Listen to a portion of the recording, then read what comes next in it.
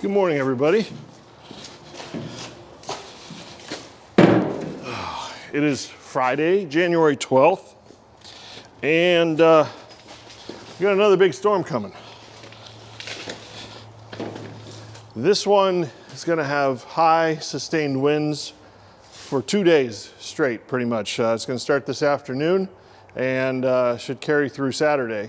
And I don't know, high winds means power outages. So I just installed the transfer switch. Was it last week or, yeah, about a week or more ago. And I figure if we get a power outage, I got to get this generator out of here and bring it up to the house and get it started and everything. So I either have to do that during the storm or do it before the storm, which is what I've chosen to do. So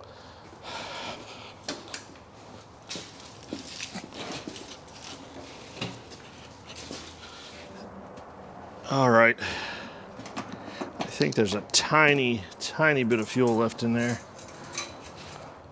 No, I drained it dry. That's good, actually.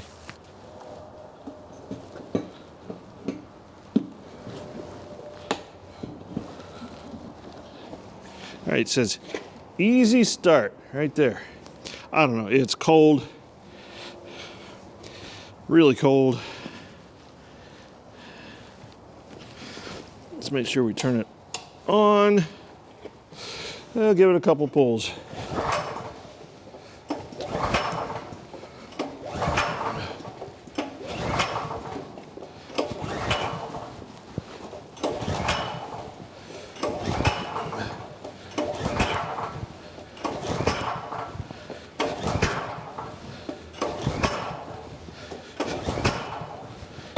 Yeah, that's what I thought. I wonder if I need to get some Go Juice and spray it in there.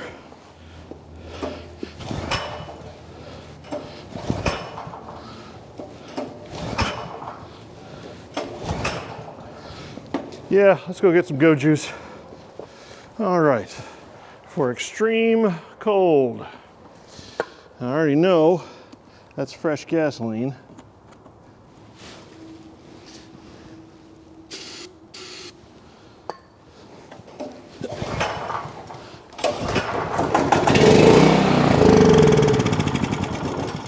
Yeah, she might have wanted to start there for a second.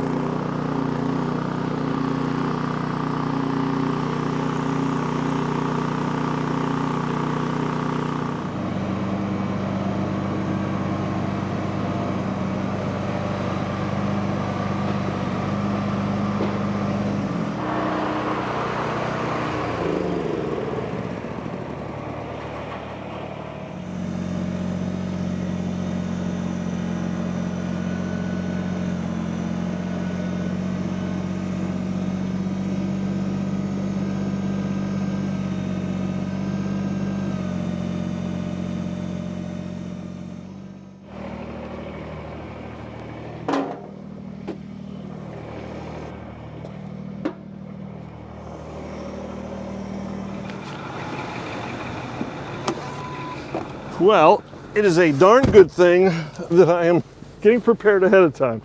Because what good would installing that transfer switch do me if I don't have enough gas to run the generator, or if the generator won't start?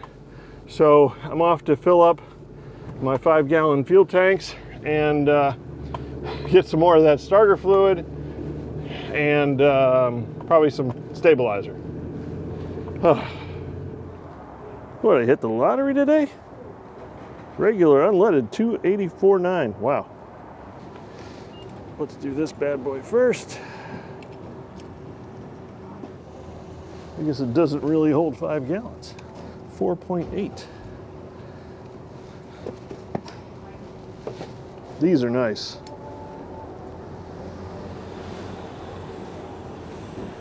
You don't even have to unscrew the cap.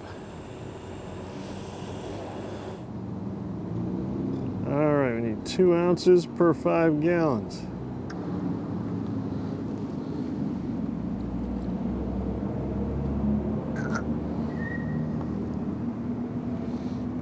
There we go. I'm ready.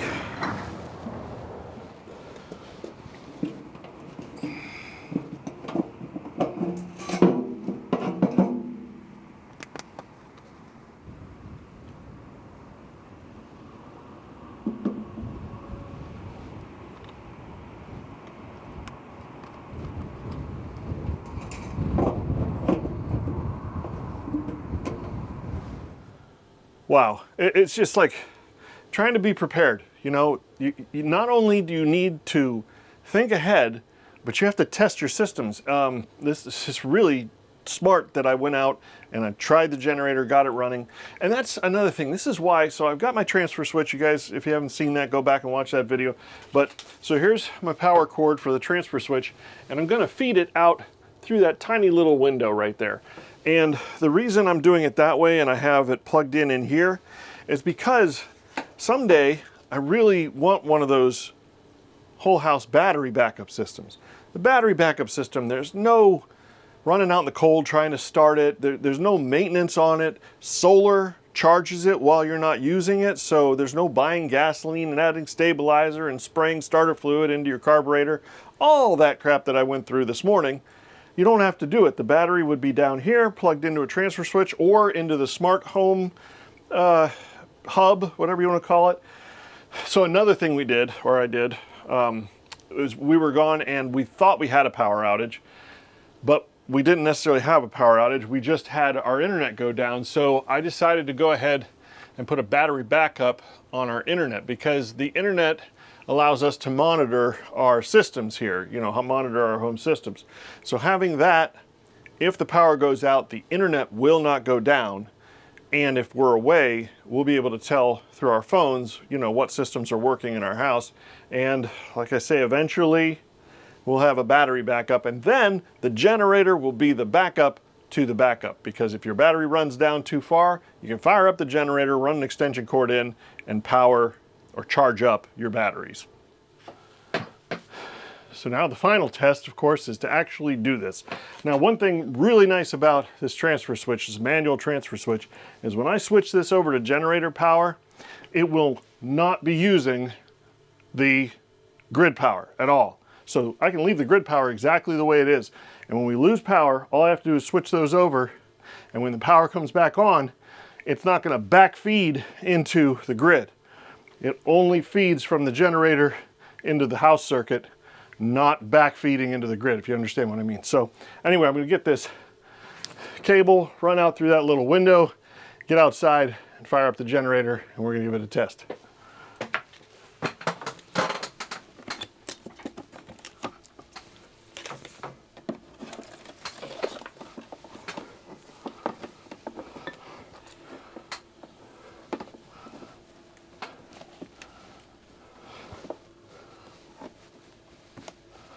That should be good.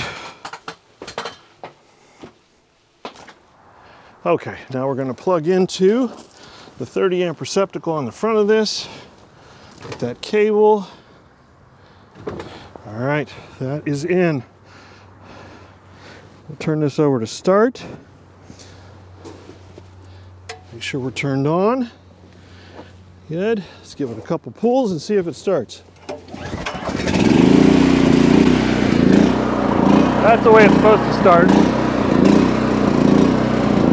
We'll let it warm up and we'll go back inside. Okay, we're back inside now. Just so you know, that little window, I did put a small piece of cardboard over it. It's just to prevent any exhaust. The exhaust is facing away from the house, but just as a precaution, I've got something plugging that window and sealing it up. I might do something more permanent, like a piece of wood, whatever, but all right. Now, just switch over our systems.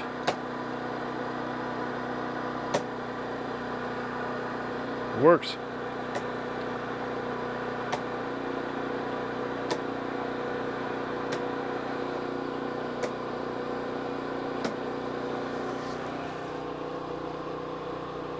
All right, we're pulling from the generator now.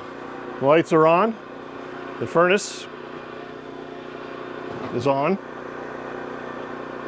Yeah, everything checks out. We're ready for the storm. Now, the best case scenario, of course, is that we don't get a power outage at all. But it's just nice to know I'm ready. We'll just wait and see what happens. So the storm is here.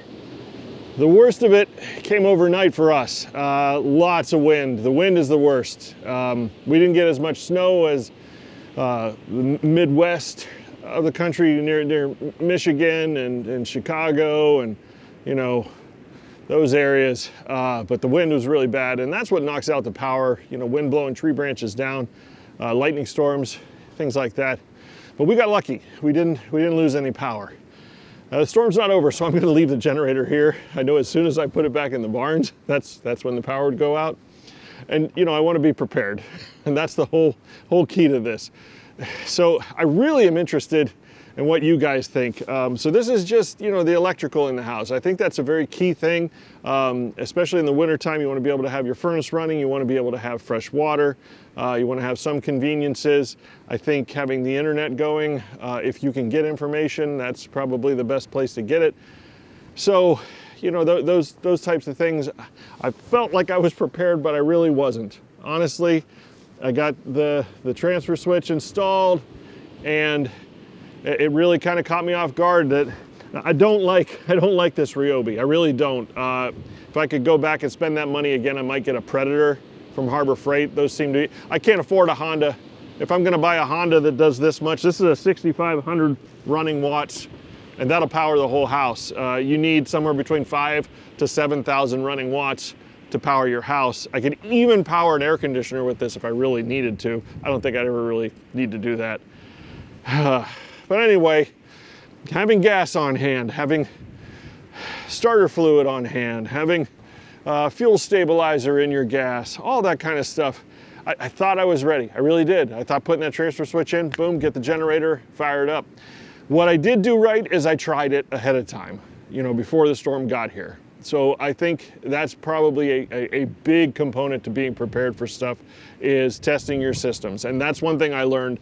I'm gonna test this at least once a month, fire it up, even if it's just down in the barn, just to get it started, let it warm up, make sure everything's working. So I hope you're picking up a little bit on what I'm doing here. I'm telling you how to stay healthy. I'm telling you how to, you know, be the man that you need to be and take care of your family. I'm in a situation where I'm not earning monetarily to take care of my family, but I still need to provide. So, you know, make sure you know what you're eating. In the springtime, we're gonna start that vegetable garden. Being able to supply your own food is a big deal. So anyway, like I said, I appreciate you stopping by. We're all learning at the same time. Let me know in the comments what you think. Hit that subscribe button, and we'll catch you next time when I am doing more stuff. See you then.